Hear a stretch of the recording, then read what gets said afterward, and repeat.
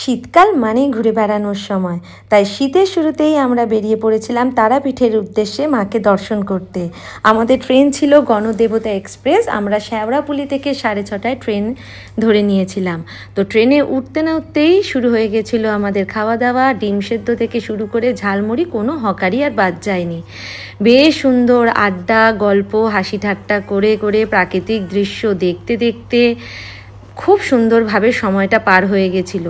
তারপর বোলপুর শান্তিনিকেতন থেকে উঠে পড়েছিল বাউলেরা, যে বাউল গান আমার প্রচণ্ড ভালো লাগে। তো তোমাদের সাথে শেয়ার করছি, তোমরাও শোনো।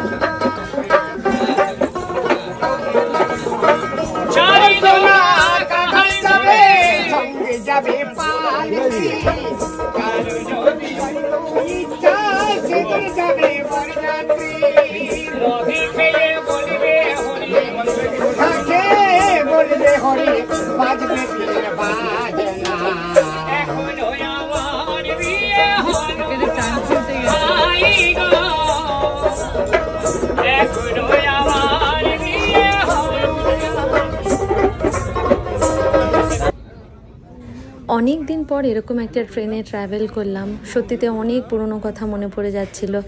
কত মানুষের সাথে যেন বন্ধুত্ব হয়ে যায় ক্ষণিকের জন্য। কত আনন্দ, কত মজা করে করে পুরো সময়টা আমাদের কেটে গেছিলো।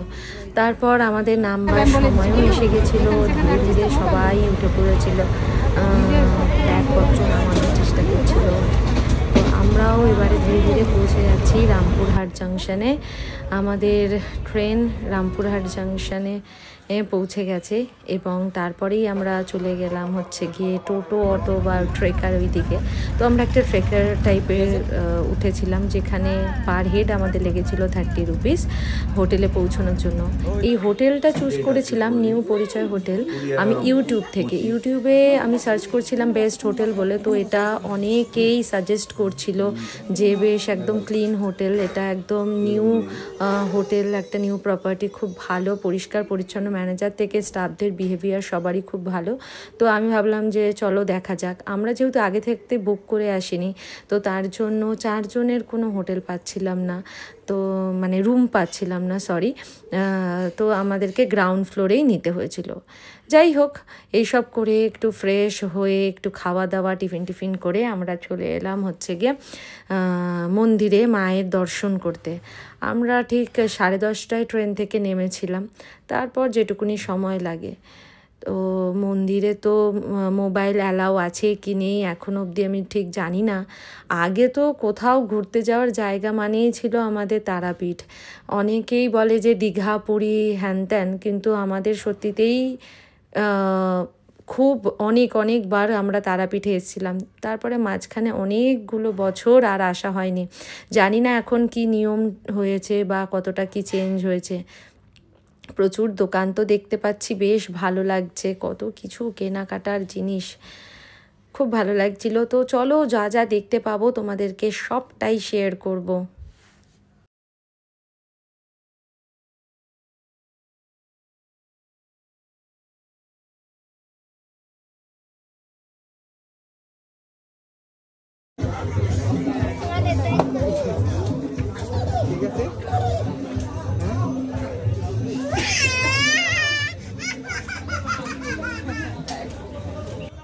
এই যে রাইট সাইডে রয়েছে মহাশ্মশান, যেটা আমরা আজকে যাব না, কালকে একদম স্নান টান করে ফ্রেশ হয়ে যাব।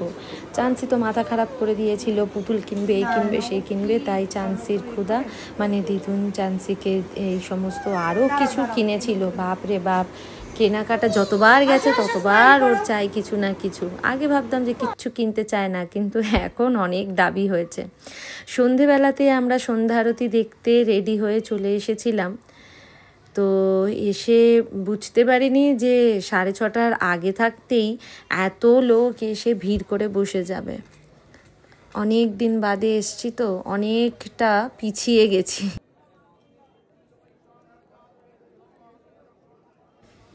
এখানে অনেকে পুজো পাঠ করছিল, যজ্ঞ করছিল, হয়তো এক একজনের এক এক রকম মনস্কামনা পূরণের জন্য।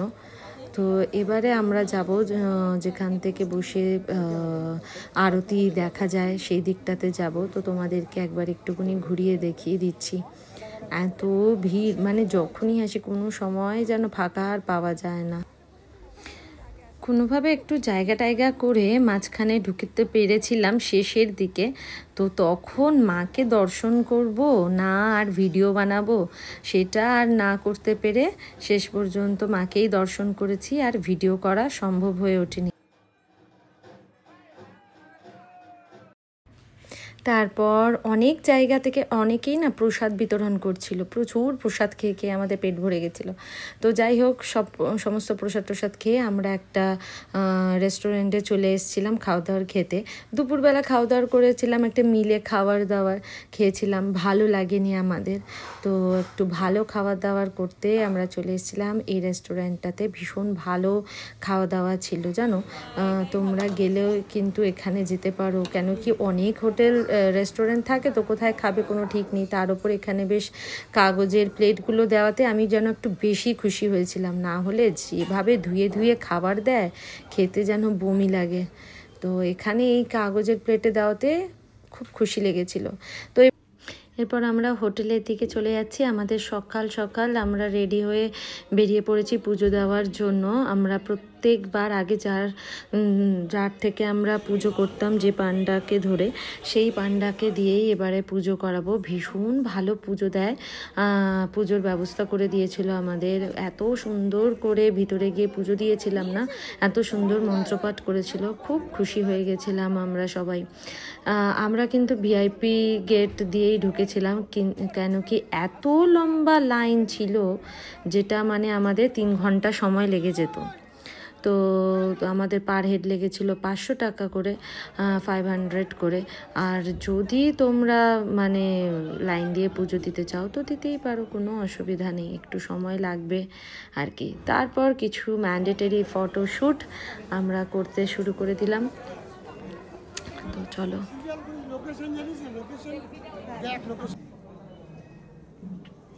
এবারে আসে সমস্ত যা মন্দির ছিল, শিবের মন্দির, নারায়ণের মন্দির, বামদেবের মন্দির, বা প্রত্যেকটা মন্দিরে ঘুরে ঘুরে দেখলাম, আরতি করলাম।